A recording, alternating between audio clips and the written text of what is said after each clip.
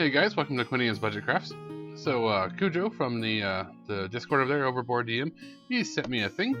I've never actually put one of these together before, so it'd be a fun little thing to see how much this drives me crazy. He did mention that it needs a head, I believe is what he said it's missing. I haven't opened it yet, so I don't know. Whatever parts it needs, I'll just go ahead and model and print them, no problem. And is it budget crafting? Well, yes, because I got it for free. Thanks, Cujo. Nah, I'm just messing with you guys, for reals. This is just for fun, just to see what these things are like, because I've never done one of these before. So probably going to end up time-lapsing quite a bit of messing around with this, because I don't have any idea what I'm doing. And then I'll slow it back down for the parts where I'm actually assembling things and painting. That is a really nice base. Anyway, how about take all these things apart and see what's in here. Okay, so these parts, they are actually labeled. I don't know if you can see it or not, but they have little labels on there. There are no instructions in this box. I would assume that they normally come with instructions, but whatever. You can just use the picture here to figure out how it goes together. Appears to just be a bunch of legs.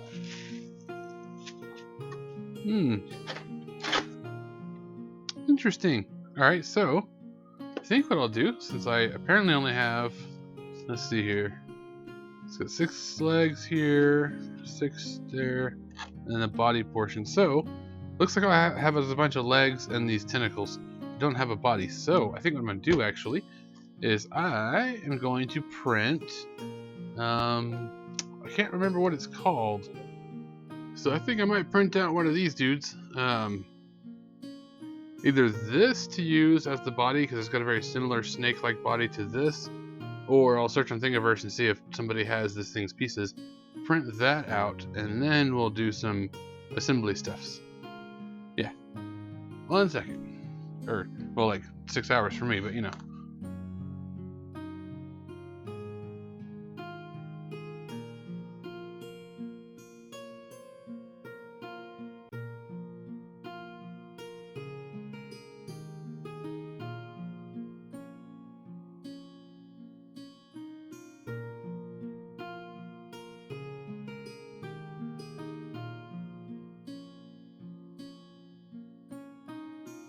Alright, so this here is the face from Miguel's model.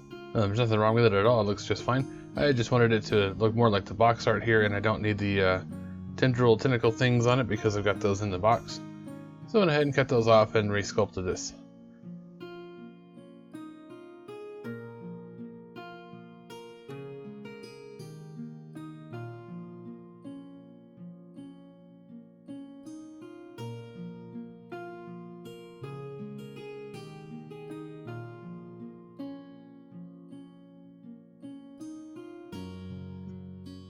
Alright, so the body from Miguel's model is fantastic. May not be exactly like the box art, but it's very close. I liked it a lot. The head, there was nothing wrong with the head. It actually looks like a lot of the drawings, but I wanted this one to look more like this particular box art, which is weird because that doesn't look like any of the other drawings out of the books and stuff, but sure, okay, whatever. So I went ahead and just re-sculpted this into something more like the head from the box, I hope. It won't fit. Come on. Alright, so that's probably going to have to be sanded down to actually get it in there. And then, let's see here, these ones. So these are the face tendrils. I can just set those aside for right now. This is the legs. I think maybe this model is just a hair smaller than the one that was in the box. I don't know. Just trying to check out all the parts here. It looks like the smallest legs are the ones that actually walks on. These larger ones are further up the body. So let's find out which ones match and see about gluing those on. Looks like those two possibly. Maybe that one. Being a little bit careless of how I take these off the sprues because the way I'm attaching it to the body is going to be a little bit of messing with it. the way it works. Yeah, so these are supposed to go in from underneath. Man, I really wish I had the original body. I did talk to Cujo about that. I think that I might have pulled a stupid and accidentally thrown it away because the way it was packed in the box. But trying to figure out how this works. The way they show it on the box doesn't look like this. It's really weird. Because the way the sprue attachment works, it's going to have to go in from underneath, like that. Which is fine, I mean, it looks fine. But if you look at the box, that's not what it looks like they've done. So I don't really know what's going on here. Just have to figure it out, I guess. But that's going to mean that I need to constantly double check which one's going where, and probably drill some holes, or at least modify this resin enough to accept the legs. The size looks pretty good, actually.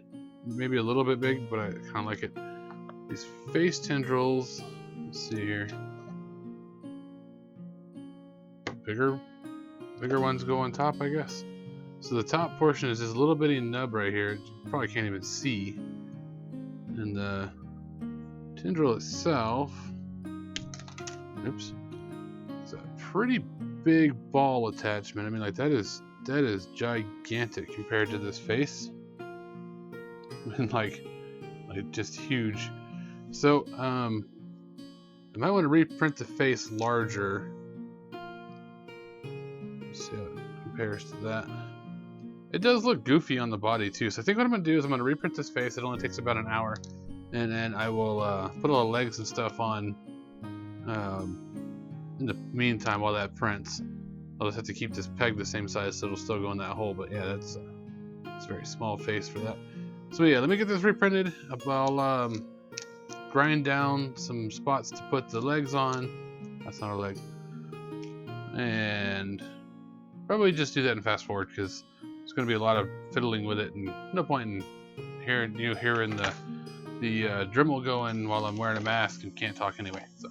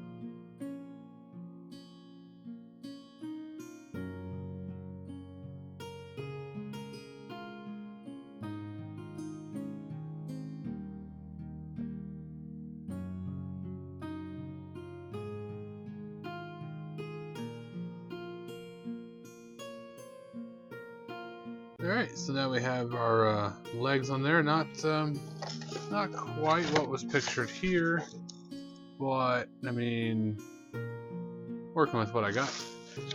This hanging off the front of the thing here was actually unintentional to start with, but I kind of really like that because he's climbing out of a hole here, which I'm going to fill with stuff.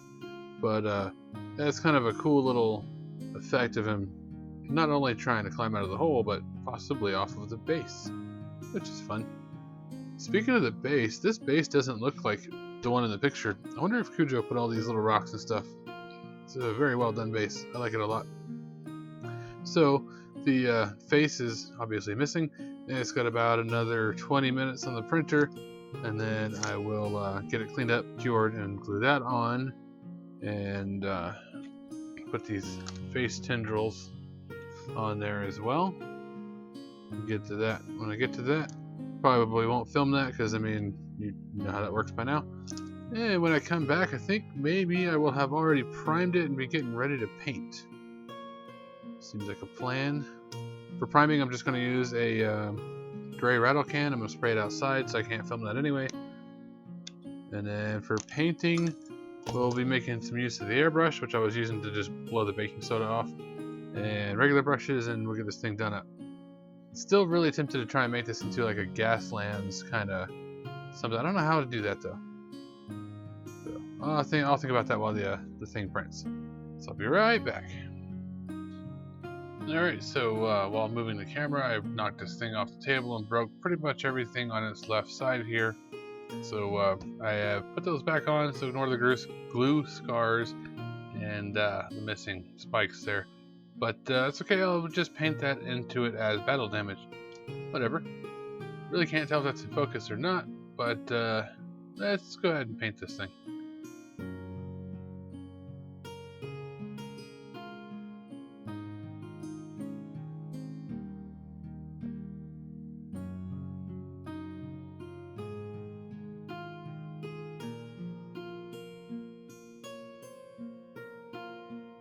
For painting, I decided to go a different way with this. I wanted to make it like a Mecha Sandworm kind of deal. I wanted the color scheme to match the Dungeoneer Beholder that I did.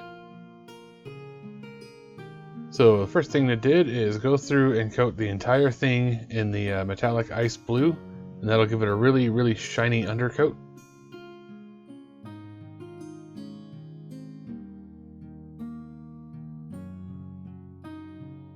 And then I'm using Admiral Blue on top of it, but I'm doing it pretty thin, and I keep wetting my brush and then spreading it out anywhere the color is real thick.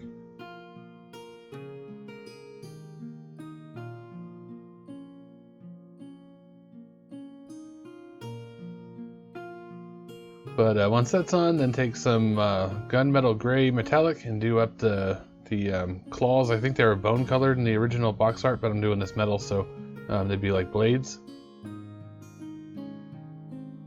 Then I went through and painted all of the dirt portion of the base, kind of a tan khaki sand color.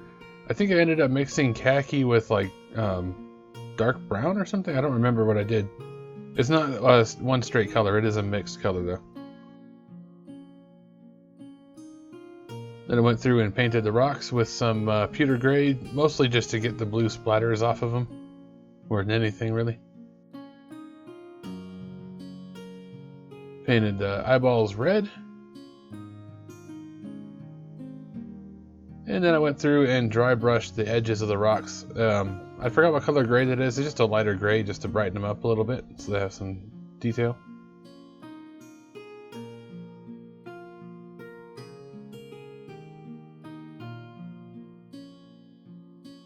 Then I went through with a gold paint pen and very carefully tried to get it in only the cracks of these tendril deals.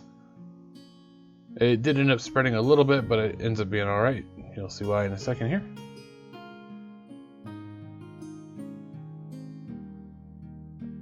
Once you get all your gold painted in, as long as you weren't too incredibly sloppy, you can go back over with the gunmetal gray and just pretty much paint over everything. Just don't get it gobbed up in the cracks.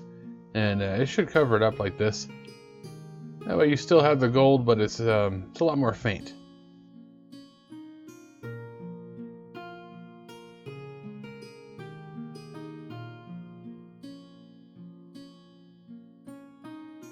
At some point I put black pupils on this thing, and I'm kind of wishing I hadn't. I might actually go back over that. Anyway, once that's all dry, you can go in with some more of that ice blue and just retouch up your highlights anywhere that Admiral Blue had dulled it down too much.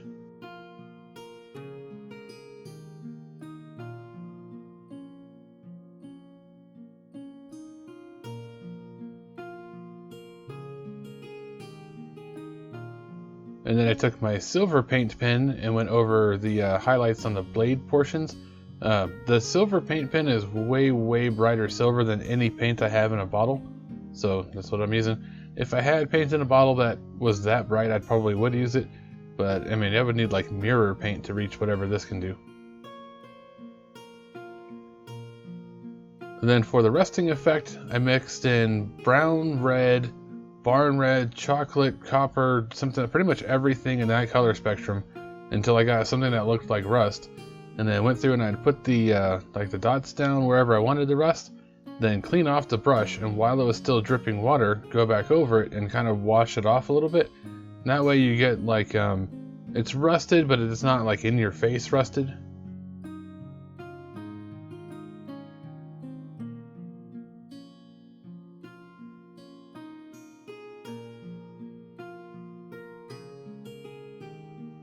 Once you're all happy with your paint job, you can go ahead and put down some PVA.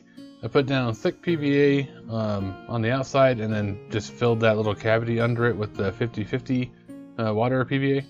And then I dipped my brush in the watered down stuff, and then used the moisture from that to spread the rest of it around, because the bottle of Eileen Sake glue I have is getting real thick.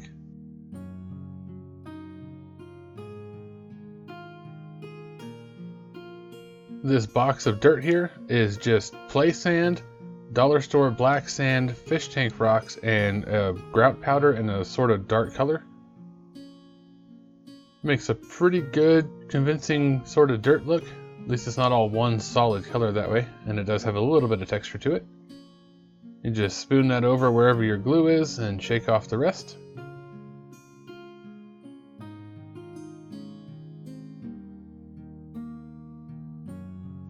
And then you can play archaeologist. Go in with a real stiff brush. This is one of those dollar store glue brushes I recommended before, and just brush off wherever you don't want the dirt. Because the glue is still wet, you can actually brush it away from areas that do have it glued on, but not like it's not dry yet, so you can still brush it off. And if you wanted to add more, but not a ton, you could just get some on the end of your brush and then just sort of poke it around the model, and it should stick well enough to stay. Just to get that little bit of dusty appearance.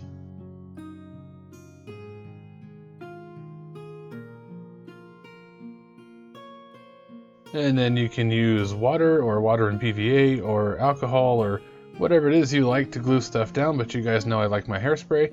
It tends to soak everything really well without actually washing it off, and because it's also sticky on its own, it kind of works a little bit like a glue. The way this grout powder works is after you get it wet, it dries real hard, so hairspray works perfect for this.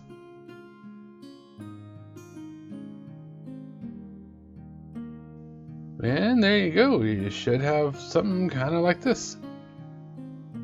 And a surprise appearance from the kitty. Actually, this really irritated me when she did this because she wouldn't get out of my way and stop it, but I had to leave it in because, you know, why not? Kitty. Alright, so now we have a Mecha Sandworm thing that kind of matches the Dungeoneers Beholder. And it's climbing out of the ground, and I don't know if there's any sandworms in Gaslands, but there's going to be some in my game.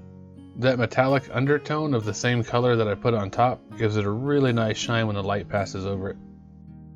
Of course, as always, thanks for watching. Don't forget to like, share, comment, subscribe, and I'll catch you on the next one.